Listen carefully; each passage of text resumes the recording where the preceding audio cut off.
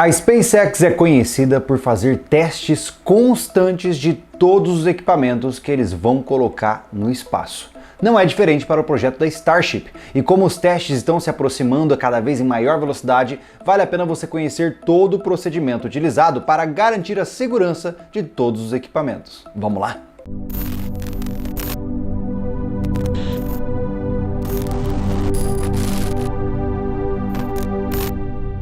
Olá, eu sou o Júlio Lobo, seja muito bem-vindo a mais um episódio do Refúgio Espacial e hoje vamos conversar sobre a sequência de testes que garantem uma maior segurança para os foguetes que estão em voo. Não se esqueça que os foguetes são, antes de mais nada, uma explosão direcionada. Uma vez que eles estão acesos, você está lidando com uma força gigantesca, com uma temperatura e velocidade absurdas, e tudo isso garante aí uma boa dose de risco se não testado anteriormente. É por essas e outras que, para diminuir os riscos de uma explosão catastrófica, as marcas acabam criando procedimentos para garantir que o seu foguete não exploda. Estamos falando de milhões de dólares aqui. Hoje nós vamos falar especificamente dos procedimentos de teste da SpaceX. Afinal, a SpaceX garante uma transparência de operação nunca antes vista no mercado e a gente consegue acompanhar todos os testes que eles estão fazendo, diferente de outras marcas que acabam deixando isso sob 7 chaves. Então, vamos entender com calma quais são as etapas que são utilizadas para, principalmente no protótipo da Starship, a gente chegar no voo orbital que tanto está sendo esperado, né? Vamos começar pela filosofia. O Elon Musk, que é o CEO da SpaceX, ele aplica essa filosofia para todas as empresas dele, Tesla, The Boring Company e assim consequentemente. E a SpaceX não vai ser diferente. Qual é ela? Bom, nós temos que testar tudo extensivamente para garantir que cada pequena parte de cada coisa que a gente faz esteja otimizada ao máximo. Isso significa que um foguete nunca está completamente pronto. Eles estão sempre testando todos os pequenos detalhes para sugar o máximo de performance e abaixar o custo o máximo possível de cada elemento. Não é à toa que a SpaceX abandonou por completo o uso de equipamentos pirotécnicos.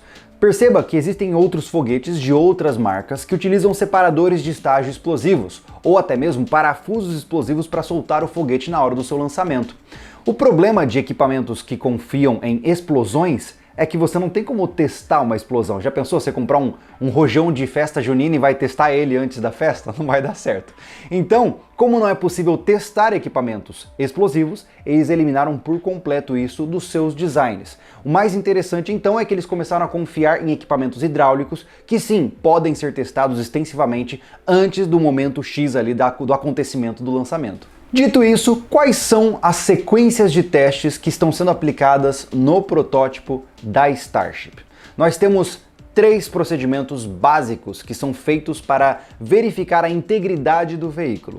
O primeiro teste é conhecido como pneumático. Este teste é composto pela injeção de um gás dentro dos tanques do foguete. Geralmente pode ser hélio, metano, oxigênio, enfim, algum gás que pode preencher todo o espaço interno deste foguete e colocá-lo a uma pressão para que ele possa verificar se há vazamentos ou qualquer tipo de anormalidade. Este gás então é mantido ali por um período bastante extenso, porque a proposta principal é a seguinte: como eles estão construindo todas as partes e montando todos os foguetes no local onde eles vão lançá-los, eles estão ainda aprimorando as suas construções. E vai que ali na hora da construção ficou um furinho de prego, entendeu? Então eles têm que ter certeza absoluta que todos os tanques estão estruturalmente sólidos e hermeticamente fechados, sem nenhum tipo de vazamento. Por isso, o teste pneumático nada mais é do que injeção de gás por um longo período de tempo para ver se está tudo certinho numa pressão nominal. Uma vez esta primeira fase terminada, nós vamos para a segunda etapa dos testes de verificação de integridade do veículo, que é o teste de criogenia. Neste teste, a espaçonave ou até mesmo só o tanque, ele é preenchido por um líquido muito gelado, geralmente oxigênio líquido ou nitrogênio líquido. Para que serve colocar isso dentro do sistema? Veja, a Starship opera a uma pressão de aproximadamente 6 bar. Isso significa 6 vezes a pressão atmosférica convencional. O líquido é inserido neste tanque até que ele consiga estar sob uma pressão de até 8 bar, ou seja, ultrapassando o limite de operação convencional da estrutura. Em suma, esse teste criogênico é feito para ver o vai ou racha. Se de fato o sistema estiver bem construído, fica tudo certo. Agora, se não tiver, acontece um evento muito bonito de ser visto, olha aí.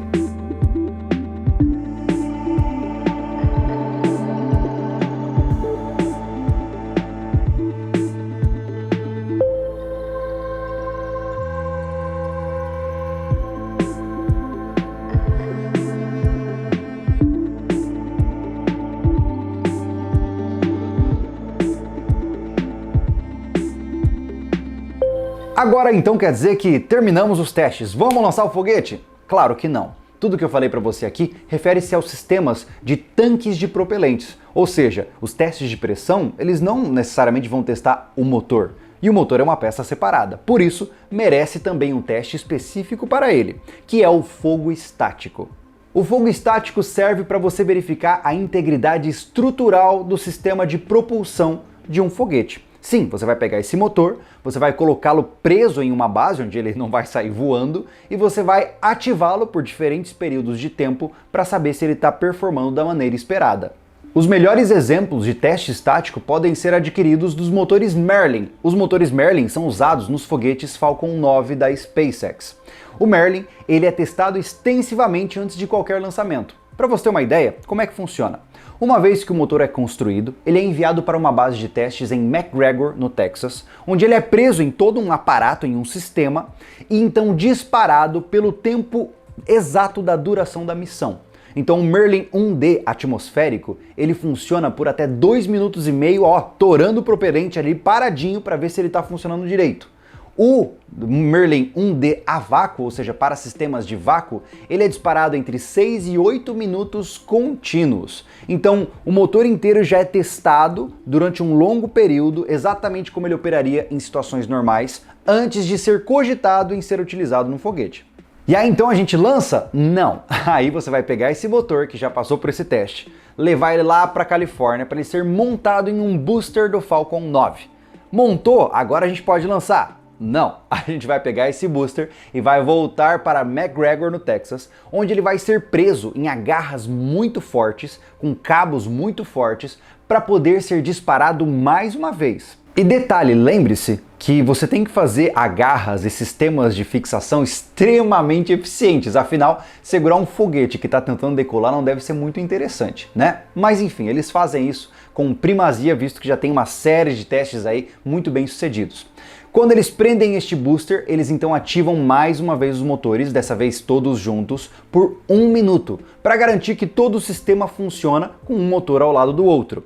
Aí, a partir deste ponto, eles então embalam o foguete de novo e levam ele para o local de lançamento, que tem aproximadamente 3 variações de locais de lançamento. Feito isso, o foguete então é montado, colocado com seu segundo estágio, tudo certinho, abastecido, e aí ele vai lançar. Não, aí ele faz um último fogo estático que dura entre 1 e 3 segundos, com o foguete já completamente montado, para garantir a integridade estrutural quando tudo está junto, já funcionando com o propelente dentro do local certo onde ele vai ser lançado. Então perceba que são inúmeros testes que são bastante estressantes para o sistema para garantir que ele funcione da maneira adequada. No caso da Starship, a história ainda está um pouco diferente. O sistema é quase o mesmo de teste estático, só que ele está acontecendo em um único local. Porque a Starship não vai usar esses motores Merlin, que já são consolidados. Eles vão utilizar os motores Raptor, que também são criação da SpaceX, e estão passando pelo processo de prototipagem junto com a criação do próprio foguete, do próprio Starship. Hoje eles são testados da seguinte maneira, eles são produzidos, levados para Boca Chica, no Texas, e então eles são disparados por 3 segundos quando já montados nos protótipos. Sim, então cada protótipo vai passar pelo teste pneumático, o teste criogênico, e aí eles vão colocar os motores no protótipo e então dispará-los por até 3 segundos para garantir que tudo está funcionando da maneira adequada. Naturalmente que é esperado que eles vão continuar ampliando a campanha de teste desses motores, mas como está tudo muito prematuro ainda, é um protótipo ainda em um desenvolvimento numa fase muito inicial, eu tenho certeza de que a gente vai ver muitas evoluções relacionadas à verificação de segurança dos sistemas. Aqui inclusive entra um parênteses, tá? Olha só, Isso não é muito comum na indústria espacial, são poucas as empresas que de fato testam seus equipamentos. Até mesmo a NASA, com seus lançamentos, testa muito pouco em termos relativos estatísticos à SpaceX. Por exemplo, o ônibus espacial fazia testes de fogo estático, mas a maioria dos motores principais, dos boosters principais, são à base de propelente sólido, então você não pode testar porque eles são explosivos. E aí eles resolviam isso com o chamado ensaio frio, ou um ensaio de lançamento. Como é que funcionava? Eles colocavam um foguete na plataforma de lançamento, colocavam um propelente, faziam todas as checagens como se fosse de verdade. Então eles iam passar por todos os procedimentos de ativação, verificação, abastecimento, comunicação, enfim, iam fazer todo o lançamento de mentirinha, só não iam apertar o botão. Isso é comum até hoje para muitas empresas e geralmente a desculpa ou a argumentação para não fazerem testes tão extensos de verificação de segurança é basicamente ou custo, ou a filosofia da empresa, que não tem interesse nisso, ou, naturalmente, a engenharia do projeto, que não permite. No caso da engenharia, entram aí os boosters de propelente sólido, que não podem ser testados. Mas além deles, tem uma história bem interessante que eu não conhecia, e durante a pesquisa deste vídeo eu precisei anotar aqui para contar para vocês. Você sabia que o lander lunar utilizado nas missões Apollo, ele possui um motor para uma vez que ele pousasse na Lua, certo? Os astronautas iam fazer o que eles fossem fazer ali e depois eles iam lançar este lander, o lander ia se separar por meio de um sistema de propulsão para voltar a Eagle, que estaria orbitando em volta da Lua, certo? Este sistema de ascensão, onde o lander se separa em duas partes e manda os astronautas de volta para a órbita, ele tinha motores. Esses motores não podiam ser testados. Olha que loucura! Já parou para pensar, olha isso aqui. Uma vez que os astronautas estivessem na superfície da Lua, eles só voltariam para casa se esses motores que não podiam ser testados funcionassem pela primeira vez. Sim, isso porque esses motores utilizavam um combustível muito gélido e ele então destruía a operação do motor depois de um único uso. Então, é um motor de um único uso que não tinha como testar antes, senão ia dar pior ainda a situação. É uma coisa de louco, mas enfim, funcionou e a gente fica aqui contando essas histórias pensando, cara, esses bichos eram macho mesmo, né? E para finalizar esse vídeo, deixando você aí depressivo, olhando para o horizonte, pensando na sua vida, a gente tem notícias que não são muito agradáveis em relação aos testes de voo orbital da Starship. Saiu recentemente o relatório da FAA, que é a instituição federal que está avaliando o impacto ambiental lá da base de Boca Chica, etc., e as datas não estão muito legais. Isso porque eles fizeram um relatório, agora o relatório está sendo colocado para avaliação pública, e esta avaliação pública dura até dia 1º de novembro. Uma vez finalizada este período de avaliação pública, ainda podem durar vários meses de outras reiterações deste sistema até a SpaceX receber a aprovação para o voo orbital. Então, meus caros, tudo indica que a gente só vai ver a Starship voando pela primeira vez no ano que vem. Eu espero estar errado, eu espero que tudo dê certo em nossas vidas, mas não tá parecendo uma boa coisa não. Vamos ver como é que as coisas vão avançar. Eu vi que vocês gostaram muito da atualização dos andamentos da Starship, né? Então tenha certeza de que a gente vai trazer mais vezes aqui para você. Já aconteceram muitas outras coisas, mas a gente vai esperar mais um pouquinho para condensar e trazer um relatório bem completo para você. Então se você tá gostando da forma como a gente apresenta esse conteúdo, deixe sua curtida, se inscreva no canal, ativa o sininho, dá um oi aqui nos comentários, fala que ama a gente, que a gente também ama você e fica tudo certo. A gente continua trocando essa relação saudável, entendeu? De amor e esperança. É nóis!